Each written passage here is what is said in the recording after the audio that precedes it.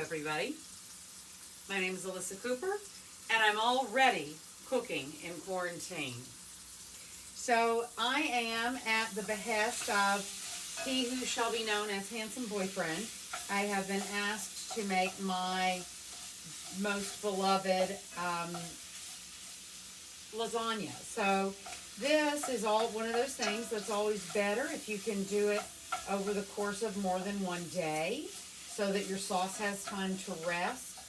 And then tomorrow when we build the lasagna, I'll show you my few little tricks. And here we go. So this is so simple, guys. The only trick is for me that finding things like Jimmy Dean sage sausage means a trip across a bridge. It's just impossible to find. You can find the little breakfast links, but not in a roll like this. So I always buy several. And so that's why today I'm actually making a double batch of my sauce. And so I have already gotten here some of the sausage just cooked through. I haven't seasoned it at all. I've just browned it. I have here a couple of onions and a fistful of cloves of garlic. I have a can San Marzano crushed tomatoes. I have some crushed red pepper flakes, salt, pepper, and a little port wine. And the only reason it's port wine is that's the bottle of red wine that's open in the house today. And we are still cooking in quarantine, and we need to watch our pennies until we all are back at work, right again, 100%. So I've already scored through these onions, and I'm just going to give them a quick little cut through because this second batch of sausage is just about ready to come out of the pan. And then we're going to cook these onions up. We, who, the royal we, me. Then I will be cooking them up into in the fond of the pan. And this batch looks like it's browning up even more nicely than the first batch did. So there we go. I've got an onion and yellow onions, 2 1.5 medium ones. One side was a little wonky on it, so I kind of let it go. And so this is great. Oh, there's lots of beautiful fond in the pan. And so I need to run over here and get another bowl. Luckily, I have one right here that I can rinse off. I hope everybody's well today. And give this a little quick dry off. This is where I had the second batch, but it's all going to cook a second and third time, so it's going to be fine. I have a little slotted thing here that I use. And I am going to turn my heat way down because I don't want the pan to burn while I'm taking this out and getting this transferred in. So here we have, fantastic, getting all that sausage out. And I've got almost all of it out. And the pan is beautiful and it's nice and brown down in there. You can see over here how the pan is, and hopefully that will be a fun thing that we're going to try to introduce, is getting more views of things going on in here in the kitchen. And I need to turn this up because we're not really caramelizing these, we're just trying to get them to become transparent. Now don't try this at home, please, kids. I should probably be using my bench scrape instead of the edge of the knife, but it's what's done is done. So the next thing I'm going to do here is I'm going to just finish off this batch of a little bit. I've got here the last of the red hot chili peppers, and I'm just going to toss these guys down in there because now I absolutely have to go get another container of these. I'm going to just give this a little stir around because I want the brown sticky bits in the pan to ideally be picked up by the juices from the onions. But I do have here a little bit of my yummy homemade garlic oil And I'm just going to kind of put a little drizz in there. Ah, listen to the sound. And as soon as these start to soften up, and I see those little bits start to give themselves up. We've still got a few seconds here to go before we do that. So I realize I'm holding my hand uneasily because it's dirty. So again, over here to the sink so I can give myself a little wash. And I'm going to use dishwashing liquid because it cuts through the fat, right? So I hope everybody is finding themselves keeping busy here in quarantine. I've had a very busy day today, which I hope will lead to a lot more busy days because I sure do like to stay busy. Let's see here. So, that was just exactly the amount of time I needed away from this pan to let them start to soften up in here. I love this. Get that pulled over just a little bit. And I think it's garlic time. So you know how I like to, there's no reason to chop garlic if you have a microplane. And it is absolutely worth the, I don't know, what did I pay, $10, $11 for this? I'm going to use it in all sorts of situations, as you know well. I used to do it with ginger, but now I have the juicer, and now I'm going to start making ginger juice in large quantities, I think, so that it's always available and always on hand. So there we go. I've already put in, was that 2 or 3 fat cloves? Oh, let's put one more big fat clove in there. Here we go. Oh, how nice. And that is that.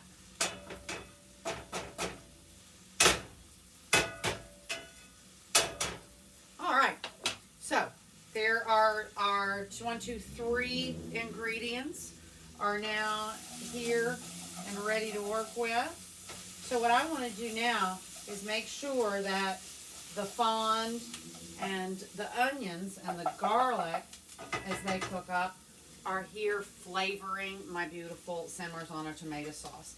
I have noticed that they finally have started making them in regular, like 14-ounce cans. But of course, today I went for them and they did not have them. So I am just putting a little bit of this in here. Now, if I were using, because sometimes I'm forced to use whatever sausage I can find, I will spice it differently. But today is the closest thing to what I love. What I really love is the sausage that comes from, I think my dad goes down to somewhere in Casey County, Kentucky, and has it made. So this is starting to cook up. I think I need a little more sauce for this, but there we go. And I get crushed tomatoes, and I'm pretty sure that this is also crushed and unsalted, if I remember, hopefully. But that's another thing. Always look when you're using sage sausage to make this kind of thing. Be sure and look at your ingredients and see what's in it. Have a little taste. It might be a little sweet. There's a nice little, just a little tiny bit of warmth, kind of black pepper, crushed red pepper combo in here. So here is this. That's looking pretty nice. But I still don't think it's going to be quite enough for my 2 bowls. And so I'm just going to go ahead and get all this out. There we go. And I think it's time for a little crushed pepper. Beautiful. And just a little salt, because it's just not a bad idea to have a little bit of salt in there. And I'm going to give this another stir. And now, oh, beautiful. Let me just get all of those little brown bits, that are loosening up, you want to make sure that they get up and off your pan. There we go. Beautiful, beautiful, beautiful. Okay, so this is starting to look pretty good.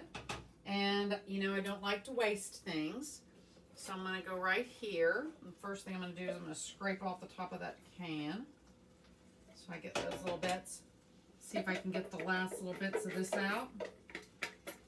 And nothing better to swish around in a tomato can than, let's say, about half cup port, right? Oof. There we go. Just a little bit. Not too much. Just to bring another level of flavor and, frankly, wash the tomato sauce out of your can. Less to go down the drain, right? So, oh, that smells great. That was just the lovely little top note that it needed. Nice. I like this a lot. This is going to be fantastic today. Can already tell it. So the next thing we're going to do after I get all of this, that last little bit of port wine mixed in with it, I'm going to just start adding in the, what am I saying? Sausage. Goodness gracious. This is warmer than I expected it to still be on the bottom. So I'm going to put a little bit of this in. There we go. Now, come on. Come on, come on, come on. I don't want it to splash tomato all over the world. Make sure you get all those juices that have dripped out of it now. All right, and then I'm going to incorporate this into my sauce. And I think I'm going to have exactly the right amount of sauce. So like I said, I did 2 pounds of sausage, or 2 rolls. Is this still a pound, or if they, oh, it's still a pound. They've not downsized it. I'm just going to fold this into the tomato and get it ready for the next batch. Now I like mine to be tight. I'm not looking for it to be loose. This is not sauce to go over a pile of noodles. This is sauce to go in lasagna. Here we go. So simple, so easy. Now I know that people would say that, of course, this isn't really a bolognese because I already started with a, just a ground pork, ground beef. But this really works beautifully. It's a perfect thing if you wanted to do sausage and rigatoni, right, with broccoli rabe. That would be great with this as well. It just brings a different kind of characteristic to it. It's a little unexpected. It's like I did something the other day. I made something and put a clove in it. And everybody was like, oh, wow, that brings a whole new characteristic. And so that's kind of what this does, is it brings a different characteristic to what's going on, right? So anyway, this now just needs to spend a little time here simmering. So I'm going to bring the heat down even a little bit more. And I'm going to cover it just a little bit for ease of cleaning and put it in my head as to not forgetting to bring it to cool and get it in the fridge tonight. So I'm just going to let it sit overnight. And then tomorrow I will put some of it away for freezing into little containers. And the other will be building a lasagna. And it is a little different, but it's absolutely terrific and delicious. So guys, thank you all for being here. You know, it always warms my heart to be able to cook for people. Don't forget to subscribe to my channel. And if you enjoy what I do, enjoy what I say, get all your friends to subscribe to my channel. Everybody's logged into YouTube all the time. Just hit subscribe. Don't even try to spell my name. Decanted Diva, one word, youtube.com/Decanted Diva. Subscribe. And remember what our mantra is here in Cooking with Quarantine. The whole goal of quarantine is to stay out of the medical system. Don't go out running around. My parents have want me to come to the beach with them next week. And I just told my mom, you know what? I just can't. I can't go to an airport. It's not worth it. I love you too much. I'd rather wait and see you later than see you now. So anyway, take care of yourself. Get sunshine in your eyes. Get some exercise. Eat healthy food. And think happy thoughts. You know what, guys? This is going to be make for big changes in our world. And they're all going to be for the better. So I'm a happy girl. You're reading it backwards, but it is love, love, love. So I love you. Thank you. Don't forget to hit subscribe. Ciao, everybody.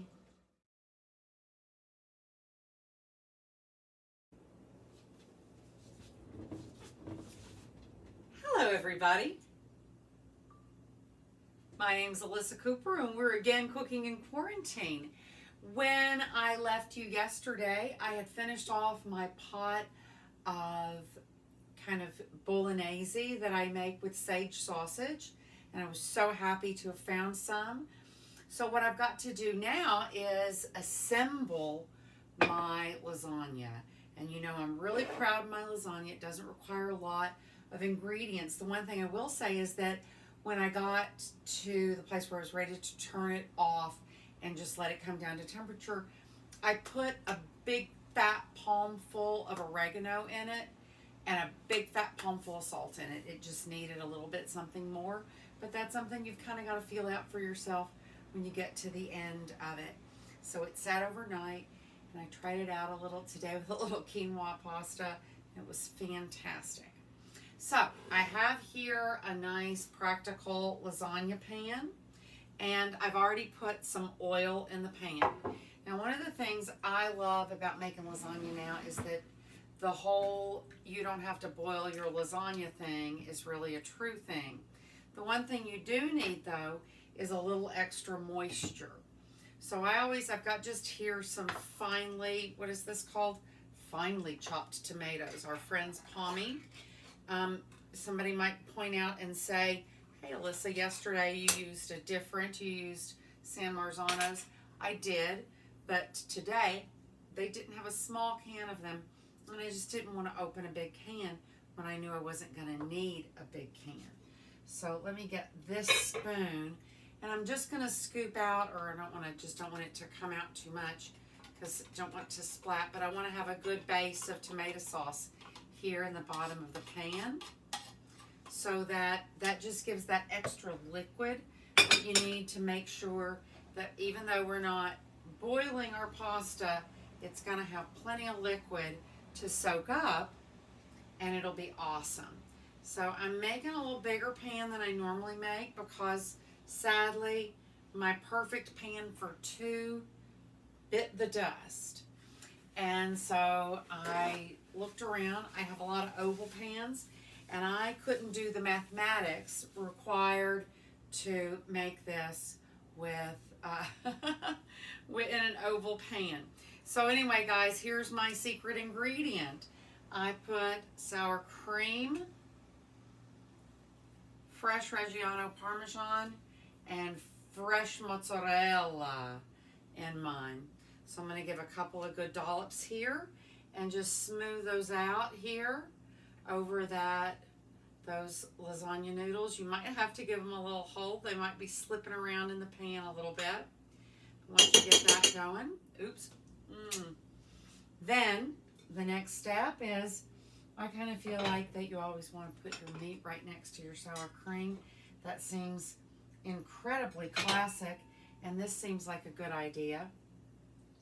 So a couple of good hearty spoonfuls of this delicious sausagey, tomatoey, yummy, easy. If I remember correctly, we put a shot of port wine in here, right?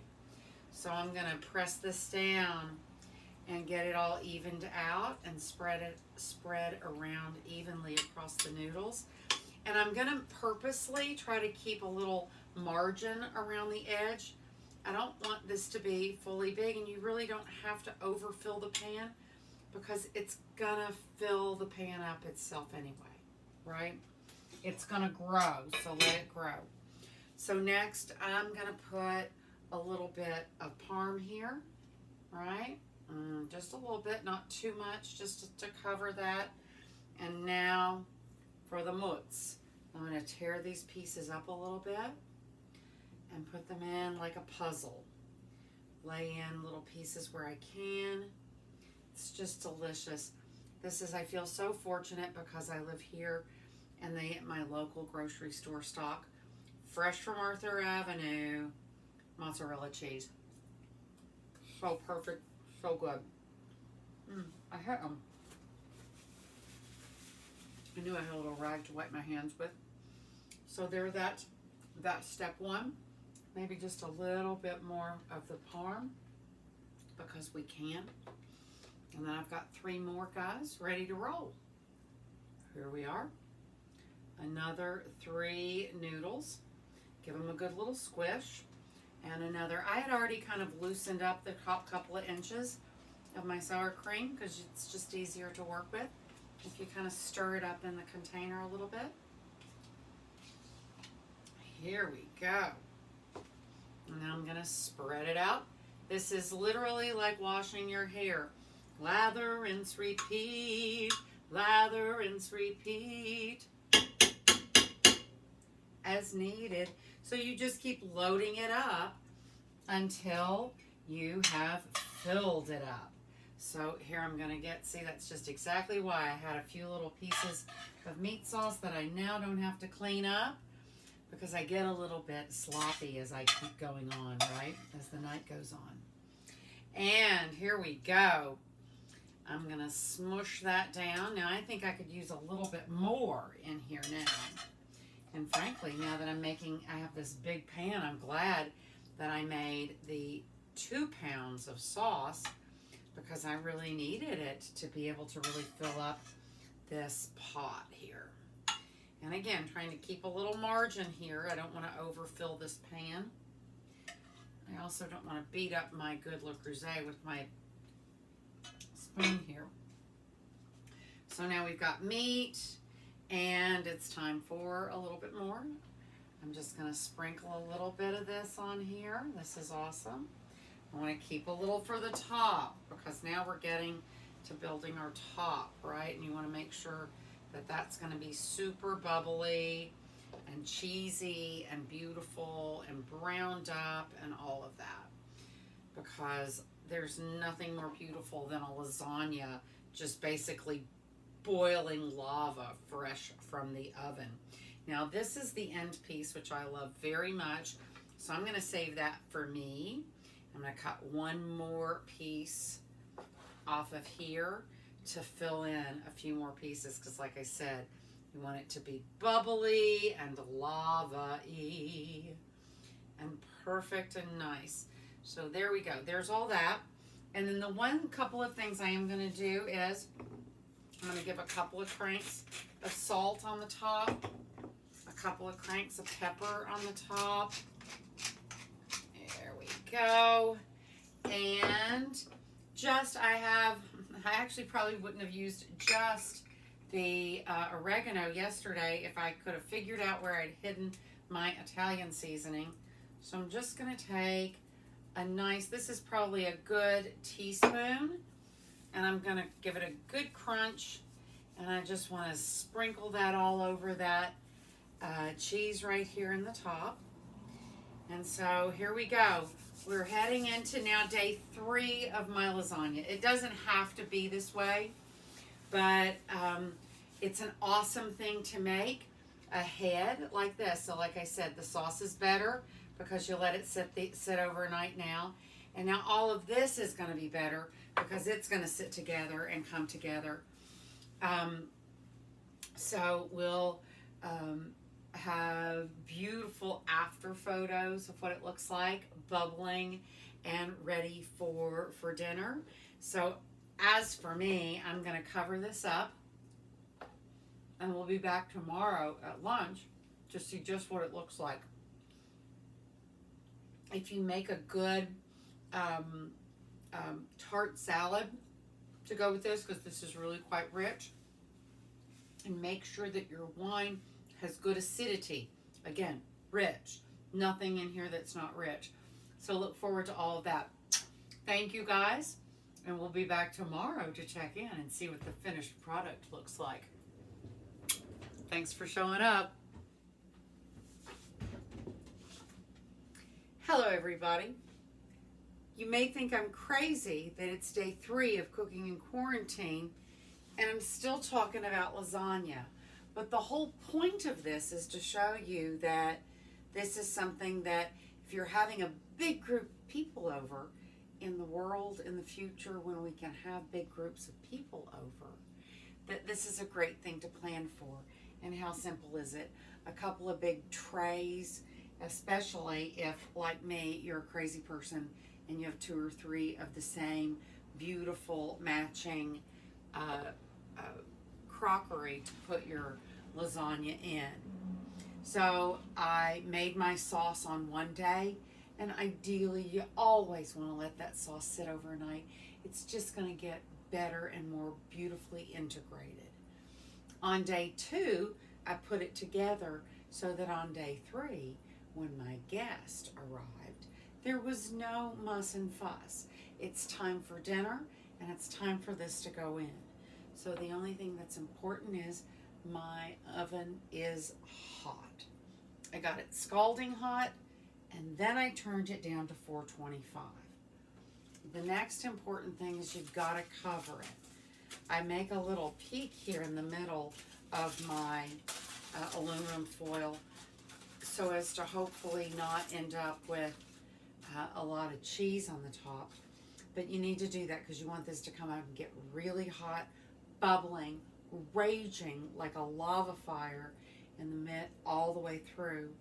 And then after the last few minutes, we'll take it off, and the heat is high enough that you want to brown up all of this beautiful cheese that we've torn up on the top. The only other thing that's important is that because we're using the no-bake pasta, and that I don't do anything about it, is I've made a little dish here with a little of all of the things that I put in this. So here's a little tomato puree, high quality, good, all Italian tomatoes, the wine that I used in my meat sauce, a little stock, and a good handful of Italian seasoning. And I just want to have that to make sure that there's enough juice in here, right? So I'm going to take this, and I'm just, normally I would pour it, but I'm going to be a little more delicate about it. And I'm just going to put a couple of spoonfuls of this in each of the corners here, just to make sure that there's enough liquid in this pan, right? Just a little bit more liquid in this pan. And since I have about 3 or 4 more spoonfuls, never waste, right? We don't waste here at Cooking in Quarantine. So there you go, just a little bit of a last little yum, lick your fingers, that's delicious flavor to put in here. And the only thing that we have left is the probably about 40 minutes, depending on the size. Maybe you've made it a little smaller for 2. Maybe you've made it a little bigger for 6. So anyway, just make sure that it's bubbling and that it's hot. And then when it's bubbling all the way around, then take your aluminum foil off and let all that cheese brown up. I'll see you back here in about 45 minutes, an hour, so you can see the finished product. Thank you guys for staying with me all these days, making this, which is my signature dish.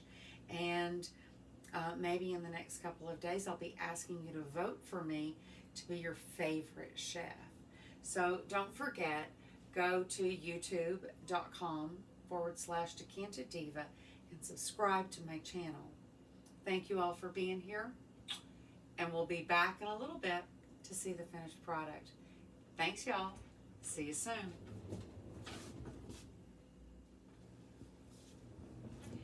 And finally, the final step, the big reveal. Here we are. So this has been in for about 45 minutes. About the first 25 minutes covered. The last 20 minutes or so has been uncovered. The whole time at 425, it is so beautiful. you're going to be amazed. So I'm just going to click that heat off. No reason to have it continuing to blast in my face as I come down to get this out. This is so beautiful, guys. So I have a trivet all laid out and ready to go. And look at that beautiful molten lava gorgeousness. So now I am going to say you need to let that sit for a good 10, 15 minutes and settle out. The more you do, the more it's going to absorb up, the more it's going to tighten up, and it's going to be beautiful. If you're having, again, I want to plan for the time when we can have lots of people over again. So in the future, we have a lot of people. I do big, full loaves of beautiful baguette, all garlicked and buttered and browned up under the broiler. I do centered little tender leaves of romaine with a perfect homemade, super anchovy-y dressing, and it would be a perfect thing, and you could serve it just as a big, and if you do like a tiramisu, then hello, everything's done and before everybody walks in the door. So here we go. This is even starting to slow down a little bit, and I guess we should be looking at it. So there you go. Finally, after 3 days, it's ready to go. But don't you see what a perfect dish it is to serve when you have, so you don't have any stress when people walk in the door. I thank you all for coming. Remember what we do here on Cooking in Quarantine. There is taking care of ourselves, our bodies, our minds, our spirits.